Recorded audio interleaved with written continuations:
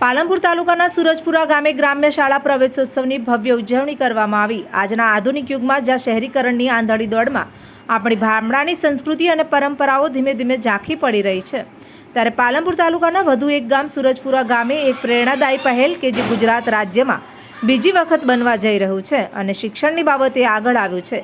ચાલુ શૈક્ષણિક ક્ષેત્રથી શહેરી વિસ્તારમાં ખાનગી શાળાઓમાં અભ્યાસ કરતા ગામના તમામ બાળકોને ગામની સરકારી શાળામાં શિક્ષણ મેળવવા માટે આજે તમામ બાળકોને પ્રવેશ આપવામાં આવ્યો। અભ્યાસ કરે અને ઉત્કૃષ્ટ શિક્ષણ પ્રાપ્ત કરે તેવા એક ઉમદા હેતુથી એક નવા વિચાર સાથે સુરજપુરા ગામે જે પહેલ કરી અને 42 જેટલા બાળકોનું એડમિશન કરાવી અને આ નવા સત્રની શરૂઆતથી બાળકો ગામની શાળામાં ભણે એનું એક શિક્ષણનું ઉત્તમ વાતાવરણ ઊભું થયું। એના માટે ઉત્સવનું ગામ દ્વારા જ ઉત્સવનું પ્રવેશોત્સવનું કાર્યક્રમ હતો। આ કાર્યક્રમની અંદર સર્વે વાલી મિત્રોને, ગ્રામજનો અને ગુરુજનો અભિનંદન આપ્યું।